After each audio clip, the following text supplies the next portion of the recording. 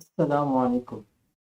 आपके पास पैसे हैं, आप उनको इन्वेस्ट करना चाहते हैं। आप एक न्यू बिज़नेस स्टार्ट करेंगे या फिर आप बैंक में डिपॉज़िट करा देंगे या फिर किसी बिज़नेस में इन्वेस्ट कर देंगे या फिर कोई मशीनरी खरीद लेंगे अगर आपका एग्ज़िस्टिंग बिज़नेस है। ये डिसीज़न लेने के लिए आपको एक प्रोसेस से गुज़रना पड़ता है जिसको कहते हैं इन्वेस्टमेंट डिसीज़न प्रोसेस। अगर आप भी ये प्रोसेस सीखना चाहते हैं तो आइए स्टार्ट करते हैं। सबसे पहले आपने डिफ़ाइन करना है कि आपने करना क्या है और उसकी लाइफ कितनी होगी। जो चीज़ मैंने डिसाइड की है ना, वो ये है कि मैं डिहाइड्रेशन ऑफ मैंगो पर काम करूँगा और उसकी लाइफ है 5 साल। और इसमें मुझे चाहिए क्या क्या? इसमें मुझे जो चाहिए, सबसे पहले बिल्डिंग चाहिए, फैक्ट्री, और ये इसकी प्राइस आ गई। फिर मशीन चाहिए, टैंक है टैंक की कॉस्ट होगी। रेफ्रिजरेटर है, इसकी कॉस्ट आ जाएगी। डिहाइड्रेटर मशीन है, इसकी कॉस्ट आ जाएगी। पैकेजिंग मशीन है, उसकी कॉस्ट आ जाएगी। फिर आ जाते हैं ऑफिस इक्विपमेंट। ऑफिस इक्विपमेंट क्या है? फर्नीचर है, इसकी कॉस्ट आ जाएगी। स्टेशनरी है, इसकी कॉस्ट आ जाएगी। कैश है, इसकी कॉस्ट आ जाएगी। अब इसको मैंने करना है टोटल, तो ये मेरी टोटल इन्वेस्टमेंट है। ठीक है, जो आपकी टोटल इन्वेस्टमेंट होगी वो आपके बिजनेस के हिसाब से होगी, आपकी बिजनेस की रिक्वायरमेंट के हिसाब से होगी। और आपको ये डाटा मिलेगा कहाँ से? जब आप इस फील्ड में जो काम कर रहे हैं, मुख्तलिफ लोगों से उनके इंटरव्यूज लेंगे, तब आपके पास एक इस टाइप डाटा आ जाएगा जिसमें आपको पता चलेगा आपको क्या चीज़ रिक्वायरमेंट है, आपको क्या काम करना है और आपको इसका आउटपुट क्या मिलेगा। तो हमारे जो चूंकि काम जो है ना, वो है इन्वेस्टमेंट डिसीजन का। उसमें सबसे पहले हमने इन्वेस्टमेंट डिटरमाइन कर ली कि टोटल इन्वेस्टमेंट कितनी होगी। इसके बाद का जो प्रोसीजर है ना, वो डेप्रिसिएशन होता है। डेप्रिसिएशन किस किस चीज़ की होती है? एक, जब भी आप, सबसे पहले हम देखते हैं डेप्रिसिएशन होता क्या है। जब भी आप कोई चीज़ यूज़ करते हैं ना, वक्त के साथ साथ उसकी वैल्यू कम हो जाती है, तो उस वैल्यू का कम होना ना डेप्रिसिएशन कहलाता है। डेप्रिसिएशन काउंट करने के लिए मुख्य प्रोसीजर हैं, 3 प्रोसीजर हैं, लेकिन जो मैंने प्रोसीजर फॉलो किया ना, इसको कहते हैं स्ट्रेट लाइन मेथड। ये सबसे सिंपल और आसान तरीका है डेप्रिसिएशन काउंट करने का। तो सबसे पहले ये मशीन थी। आप इन्वेस्टमेंट में ना, आपने देखा होगा बिल्डिंग है, बिल्डिंग और कैश, इन दोनों की डेप्रिसिएशन मैंने नहीं ली। ये देखें, बाकी सब चीज़ों की ली हुई है। क्यों? क्योंकि बिल्डिंग और जो कैश है ना, इनकी डेप्रिसिएशन नहीं होती है। ठीक है, इसलिए हम इन दोनों को काउंट नहीं करते। तो अब हमने टैंक की डेप्रिसिएशन निकाली। ये टैंक की ये ओरिजिनल कॉस्ट आ गई और ये इसकी स्क्रैप वैल्यू क्या है कि 5 साल इस्तेमाल करने के बाद जो इसकी वैल्यू बच जाएगी ना, वो हमने स्क्रैप वैल्यू है। तो हमने क्या किया है, ये सबसे पहले फार्मूला लगाया कि जो ओरिजिनल कॉस्ट थी उसमें से स्क्रैप वैल्यू माइनस कर दी है, तो ये हमारे पास डेप्रिसिएशन आ गई। ठीक है, तो ये ऐसे यही फार्मूला मैंने सब पे अप्लाई किया है और सबकी डेप्रिसिएशन निकल गई। और इसके बाद स्ट्रेट लाइन मेथड है। अब डेप्रिसिएशन एक्चुअल काउंट करने का जो तरीका है ना, वो ये है कि इसको ना, मतलब जो मेरे पास ये आई है, इसको मैंने टोटल नंबर ऑफ ईयर्स पे डिवाइड कर देना है। तो स्ट्रेट लाइन मेथड से हमारे पास डेप्रिसिएशन की कॉस्ट आ जाएगी। जब मैंने इसको टोटल नंबर ऑफ ईयर, क्योंकि मेरे जो प्रोजेक्ट की लाइफ है ना, वो है 5 साल, तो यहाँ मुझे 5 पे डिवाइड करना पड़ेगा। तो ये मैंने इसको 5 पे डिवाइड किया तो इसकी डेप्रिसिएशन कॉस्ट आ गई। और यही फार्मूला मैंने नीचे अप्लाई किया तो ये सब चीज़ों की डेप्रिसिएशन कॉस्ट आ गई। और ये मेरे पास टोटल कॉस्ट है डेप्रिसिएशन की। ठीक है, तो सबसे पहले हमने इन्वेस्टमेंट देखी। इन्वेस्टमेंट के बाद फिर हमने इसमें देखा कि डेप्रिसिएशन क्या है। ये 2 चीज़ें हमारे बुक कवर हो गई। अब इसके बाद हम मूव करते हैं तीसरे स्टेप की तरफ। तीसरा स्टेप क्या है? तीसरा स्टेप है, हमने सबसे पहले ना ये ये ये ईयर है, ये डिहाइड्रेटेड मैंगो, इसकी CGS है, कॉस्ट ऑफ गुड्स सोल्ड। क्योंकि ये सिंपल, मैंने ज़्यादा कॉम्प्लिकेटेड में नहीं गया, ये सिंपल मैंने CGS निकाली है, ये निकाली है। और इसके बाद फिर मैंने निकाली इनकम स्टेटमेंट। ठीक है, तो टोटल यूनिट जो मैं प्रोड्यूस करूँगा ना, वो इतनी है। अच्छा, और इसके बाद रॉ मटेरियल जो मुझे रिक्वायर्ड होगा। ठीक है, रॉ मटेरियल मतलब कि मैं डिहाइड्रेशन ऑफ मैंगो कर रहा हूँ ना, तो मैंगो को खुश करने के लिए मुझे मैंगो तो चाहिए होगा ना। जो रॉ मटेरियल है, एक्चुअल मैंगो है, वो होगा तो मैं उसको खुश करूँगा ना। तो रॉ मटेरियल में इस केस में मैंगो है। आपका रॉ मटेरियल आपके बिजनेस के हिसाब से मुख्तलिफ हो सकता है, एक से ज़्यादा भी हो सकता है। और फिर इसके बाद डायरेक्ट लेबर। डायरेक्ट लेबर क्या है? जो भी हमारे पास होंगे ना, मतलब लेबर होगी डायरेक्टली इन्वॉल्व होगी इसमें, एक मैन्युफैक्चरिंग यूनिट में, मशीन को ऑपरेट करने में, प्रोडक्ट बनाने में, जो भी डायरेक्ट लेबर है ना, मतलब डायरेक्टली काम कर रही है उस प्रोडक्ट को बनाने में, वो हमारी आएगी डायरेक्ट लेबर। अब जो चौकीदार है वो डायरेक्ट लेबर में नहीं आएगा, लेकिन वो भी लेबर है, आपकी लेबर फोर्स है, लेकिन वो बाहर है, वो सिक्योरिटी गार्ड। ठीक है, तो डायरेक्ट लेबर में वो नहीं आएगा, डायरेक्ट लेबर में वो आएगा जो एक्चुअल इंजीनियर काम कर रहा है।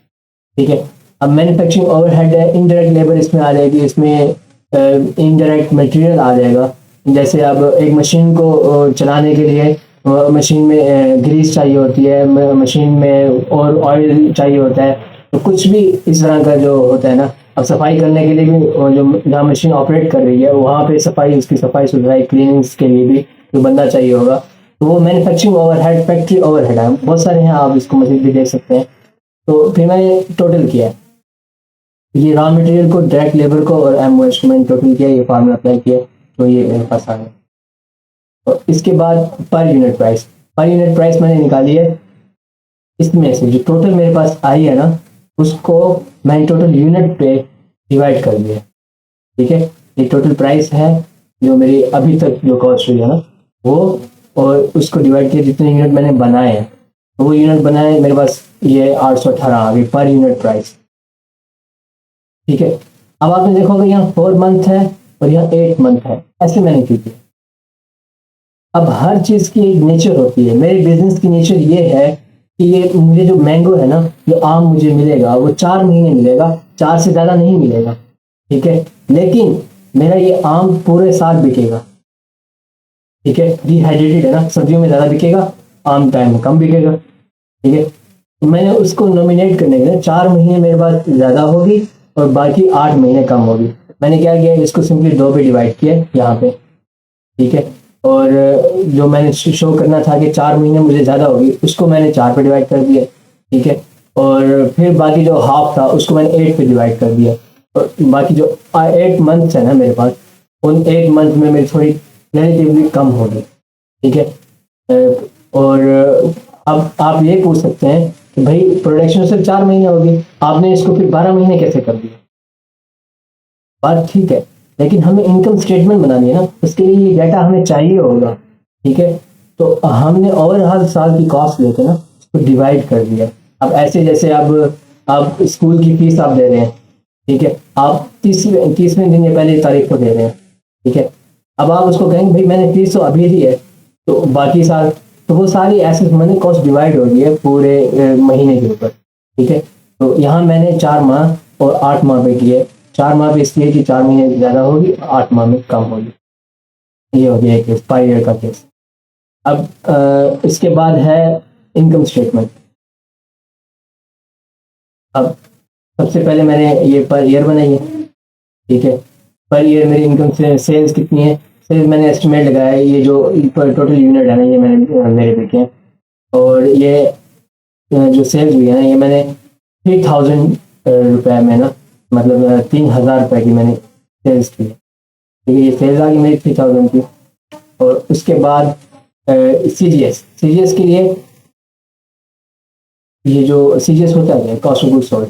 ठीक है, और मेरी इस वक्त कितनी बनी है, इसको मैंने इससे मल्टीप्लाई कर, मतलब टोटल जो मैंने लिखनी है ना इसमें, तो टोटल लिखने के लिए मैंने क्या किया है, इन दोनों को मल्टीप्लाई कर दिया। जब मैंने इन दोनों को मल्टीप्लाई किया है तो मेरे पास टोटल आ गया भाई इतना हुआ मेरा सीजीएस। ठीक है, अब ग्रोस प्रॉफिट ये है कि अभी आपने बाकी एक्सपेंस निकालने हैं, इसमें बाकी चीज़ें भी निकालनी है।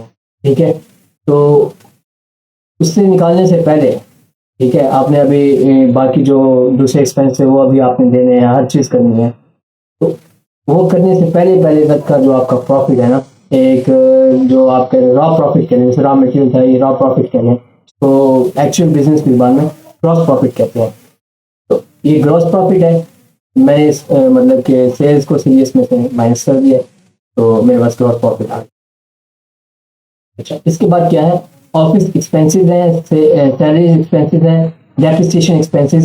डेप्रिसिएशन एक्सपेंस जो हमने वहाँ निकाले थे, पर ईयर निकाले टोटल, मैंने उसको उठाया और यहाँ पे आ गया।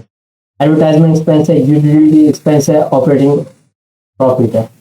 ऑपरेटिंग प्रॉफिट मतलब इस सारे काम को करने के लिए ना, ऑफिस एक्सपेंस, आगे सारे expense, depreciation expense, utility expense, ये सारे कॉस्ट को मिला जुला के हमारे पास आ गया ऑपरेटिंग एक्सपेंस।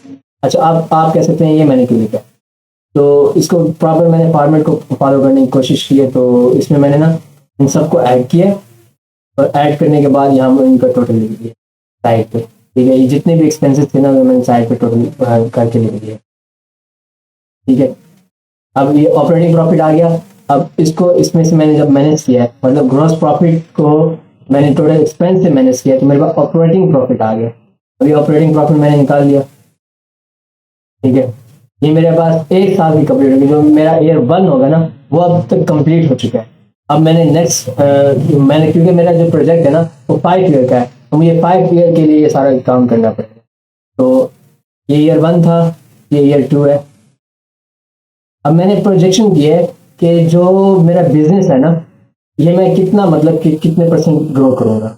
मैंने इसमें इस लिहाज से कहा है कि 25%, मतलब हर साल मैं 25% इंक्रीज करूँगा। तो अगर मैं 25% टोटल यूनिट इंक्रीज कर रहा हूँ, और अगले साल रॉ मटेरियल है उसकी कॉस्ट भी बढ़ेगी, डायरेक्ट लेबर की कॉस्ट भी बढ़ेगी, MOH, FOH ये भी बढ़ेगी, तो हर चीज़ को मैंने 25 के हिसाब से बढ़ाया है, एक्सेप्ट डेप्रिसिएशन एक्सपेंस के। क्यों डेप्रिसिएशन एक्सपेंस इसलिए नहीं बढ़ाया, क्योंकि जो एक हमने पहले से डिटरमाइन किया ना, डेप्रिसिएशन एक्सपेंस उतने का उतना ही रहेगा, ये चेंज नहीं होगा। ठीक है, बाकी चीज़ें 25% के हिसाब से बढ़ेंगी, लेकिन डेप्रिसिएशन एक्सपेंस नहीं बढ़ेगा। तो ये ईयर 1 का हो गया। उसके बाद ये ईयर 2 का, ये नीचे ये ईयर 2 का है डाटा। तो इसके बाद मैंने ईयर 3 का निकाला है, वही सब 25% के हिसाब से इंक्रीज करता है। ये देखें, ये है फार्मूला मैंने अप्लाई किया है कि 25% से इंक्रीज कर। ये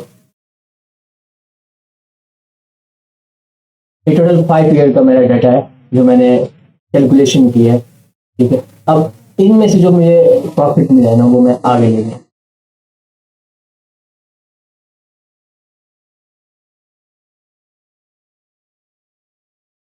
अब आया एक्चुअल जो हमारा होता है ना, कि इन्वेस्टमेंट जो हमें डिसीजन लेना है, इस डाटा की बेस पे, जो डाटा हमें मिला है ना, इस डाटा की बेस पे हमें एक्चुअल डिसीजन लेना है। तो हम कैसे लेंगे, ये है ऑपरेटिंग प्रॉफिट आफ्टर डेप्रिसिएशन। ठीक है, ये डाटा मेरे पास पहले इन्वेस्टमेंट थी ना, ये आ गई इन्वेस्टमेंट। ठीक है, अब दूसरा ऑपरेटिंग प्रॉफिट आफ्टर डेप्रिसिएशन। ठीक है, अगर आपने डेप्रिसिएशन यहाँ पे नहीं निकाली होगी तो यहाँ भी निकालनी पड़ेगी, लाजमी निकालनी पड़ेगी। तो चूंकि मैंने ये पहले निकाल ली थी, इसलिए मैं यहाँ लिखता हूँ ऑपरेटिंग प्रॉफिट आफ्टर डेप्रिसिएशन। तो ये डाटा मेरे पास कहाँ से आया, ये Q23 है, और ये Q23 ईयर है। ये मैं आपको दिखा देता हूँ।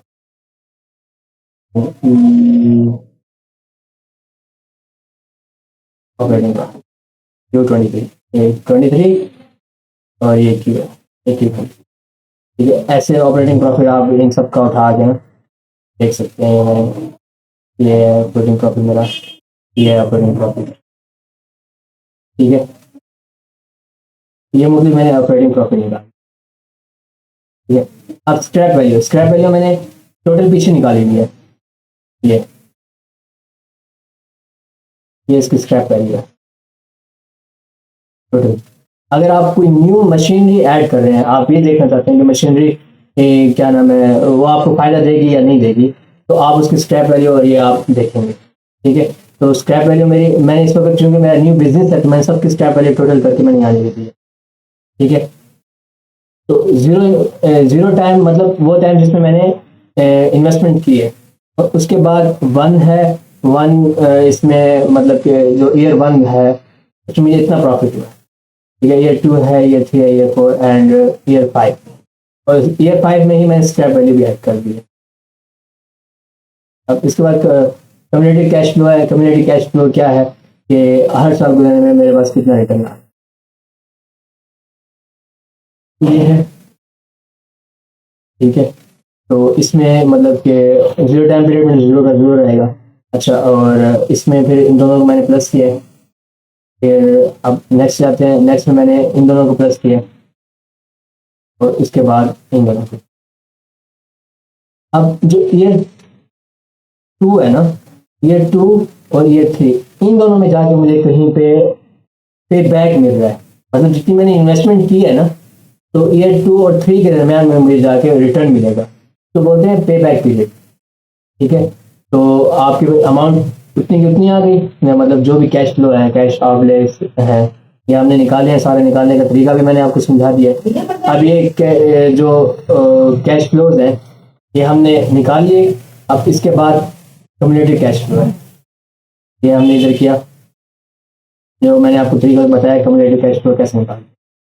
अब पे बैक पीरियड है 2 ईयर, ये 2 ईयर्स के 2 ईयर्स तो लगेंगे, सो लगेंगे, और 2 ईयर्स के बाद है आगे जाके ना इन दोनों में कहीं एक जाके, तो फिर मैंने क्या किया है, इसको इस पे डिवाइड कर दिया। जब मैंने डिवाइड किया ना, तो फिर मेरे पास ये आंसर आया कि 1 एंड समथिंग।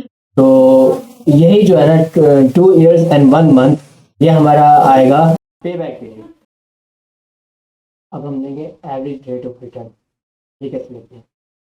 तो इसका सबसे पहले ये तरीका है, average operating profit after depreciation divided by average investment to earn that profit multiply by 100। तो सबसे पहले हमें लेना है average operating profit after depreciation. तो ये कितना है, चलेगा, इस सबको प्लस किया और इसको 5 को डिवाइड कर दिए, तो हमारे पास average operating profit after depreciation ये आ गया। उसके बाद दूसरा स्टेप है, वो ये average investment to earn that profit. Investment कितनी थी, तो स्क्रैच वैल्यू कितनी रह गई है, इन दोनों को प्लस करना है, और प्लस करने के बाद जो आंसर आएगा उसको 2 पे डिवाइड कर देना है, तो हमारे पास average investment to earn that profit ये भी आ जाएगा। चलिए कि मैंने यहाँ पे सॉल्व भी किया होगा, और उसके बाद मल्टीप्लाई बाय 100 करेंगे तो आपके पास एवरेज रेट ऑफ रिटर्न आ जाएगा। अब हम करते हैं net present value. Net present value निकालने के लिए ना सबसे पहले आपको प्रेजेंट वैल्यू का फार्मूला आना चाहिए। प्रेजेंट वैल्यू क्या है, प्रेजेंट वैल्यू का फार्मूला है present value is equal to future value divided by 1 plus I का होल स्क्वायर, और उसकी पावर है n, तो n है नंबर ऑफ ईयर्स। तो ये मैंने यहाँ पे अप्लाई किया हुआ है, तो यही फार्मूला मैंने ये सारा अप्लाई किया है, और उसको जब ये सारा अप्लाई करने के बाद मैंने जब इसको जमा किया है, मेरे पास नेट प्रेजेंट वैल्यू आ गया। अब आखिरी चीज़ आ जाती है IRR। IRR निकालने के 3 मेथड हैं, और मैंने जो तरीका फॉलो किया वो थर्ड तरीका है, और वो आसान तरीका वो ये है कि जब आपके पास ये सारा डाटा आ जाएगा प्रेजेंट वैल्यू उसका, तो आपने क्या करना है, आपने इस पर लिखना है IRR, और ये रेंज दे देनी है यहाँ से लेके यहाँ तक, तो ये खुद ही आप कैलकुलेट करके ना आपको एक्यूरेट IRR बता देगा। इन माई केस इट इज़ 0.062, तो ये डिफरेंट हो सकती है, और इस बेस पे आपने डिसीजन लेना है कि आपने कहाँ पे इन्वेस्ट करना है।